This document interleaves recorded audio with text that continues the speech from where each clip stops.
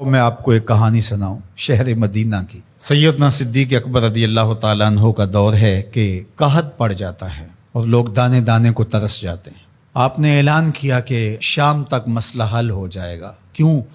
کہ حضرت عثمان غنی رضی اللہ تعالیٰ عنہ کا تجارتی قافلہ واپس آ رہا تھا مدینے میں۔ 1000 اونٹ غلے سے بھرے ہوئے شہر مدینہ میں پہنچے۔ تاجر پہنچے اور انہوں نے قیمت لگائی کہ جو چیز 10 روپے کی آپ خرید کے لائے ہیں ہم 12 روپے میں خریدنے کے لیے تیار ہیں۔ حضرت عثمان غنی نے کہا کہ مجھے زیادہ نفع چاہیے، موقع ہے نفع زیادہ سے زیادہ کمائیں۔ حضرت عثمان غنی بہت کامیاب تاجر تھے، تجارت کے اسلوب کو سمجھتے تھے۔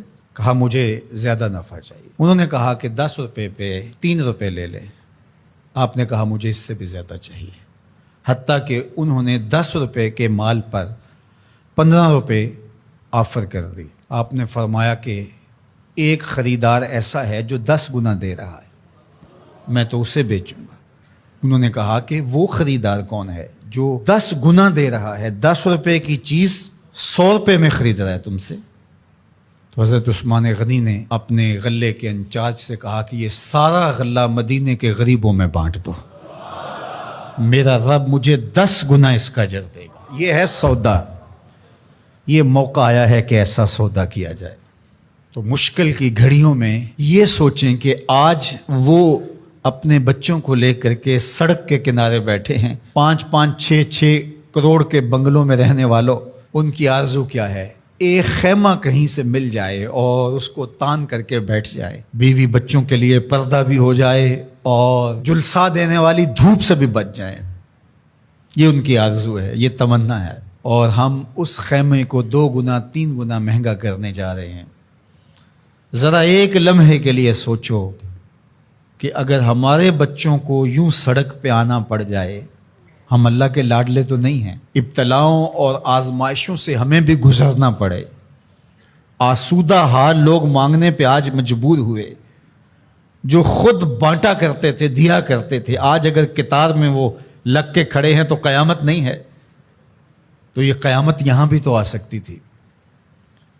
تو آج 2 گنا 4 گنا کرنے والے ذرا ایک لمحے کے لیے سوچیں کہ ان کو اگر یوں کھڑا ہونا پڑ جائے دھوپ میں، جلسہ دینے والی دھوپ میں، اپنے بچوں کو لے کر، اپنی بیوی کو لے کر، اپنی شہزادیوں کو لے کر کے، تو بتاؤ کیا مزاج ہوگا؟ تو یہ موقع اس طرح کی کمائی کرنے کا نہیں، آخرت کی کمائی کرنے کا ہے۔ یہ موقع ان غریبوں کی دعائیں لینے کا ہے، یہ موقع ان دکھیاروں کی، لاچاروں کی، پریشان حالوں کی، مجبوروں کی، ان پھنسے ہوئے لوگوں کی دعائیں لینے کا ہے۔ دوسری میری گزارش ان لوگوں سے ہے جو بیچارے سیلاب میں پھنس گئے اور اللہ تعالیٰ جل شانہ نے ان کو موت کے منہ سے نکال کر کے زندگی نصیب فرمائی۔ اگر ان کو ضروری اشیاء خوردنی مل جاتی ہیں اور ایک خیمہ ضرورت کا مل جاتا ہے تو وہ اس پہ اکتفا کریں، اور جو یہاں سے جانے والی مدد کے لیے ٹیمیں ہیں ان کا ساتھ دیں، اور آگے ان کو ان علاقوں میں لے کر کے جائیں جہاں ابھی مدد نہیں پہنچی اور لوگوں کی شدید ضرورت ہے۔ تیسری بات میں حکومت وقت سے کہنا چاہوں گا وہ یہ کہ جو حکومت از خود ان کے لیے پیسے مختص کرتی ہے اور پوری دنیا سے ان کے لیے جو امداد آ رہی ہے اس کی ایک ایک پائی ان حقداروں تک پہنچنی چاہیے۔ ماضی کے تجربے اچھے نہیں ہیں، بڑے تلخ تجربات سے ہم ماضی میں گزرے ہیں، یہ ان کا حق ہے۔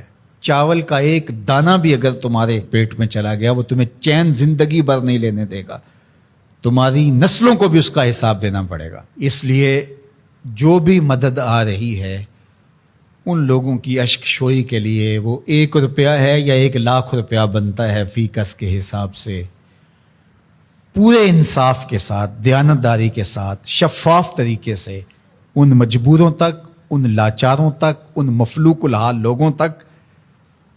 آپ تو اچھے گھروں میں رہ رہے ہو، آسودہ ماحول ہے، ہر طرح کی خیریت و عافیت اللہ نے محفوظ رکھا ہے، تو ہوس کس چیز کی؟ ان لوگوں تک پہنچاؤ جن کے مکان بھی پانی میں بہہ گئے۔ اللہ کی رضا کے لیے یہ کام کرنے کا وقت ہے، اور اس مشکل وقت میں انصاف کے ساتھ، شفافیت کے ساتھ جب حقداروں تک حق پہنچے گا تو عرش کا مالک بڑا راضی ہوگا، پاکستان کے حالات بدلیں گے۔ لیکن ماضی جیسا تجربہ ہوا تو اللہ کی ناراضگی ختم نہیں ہوگی۔ تو یہ میں گزارش کروں گا کہ شفاف طریقے سے آیان سلطنت کی ذمہ داری ہے اس آنے والی امداد کو ان تک پہنچائیں۔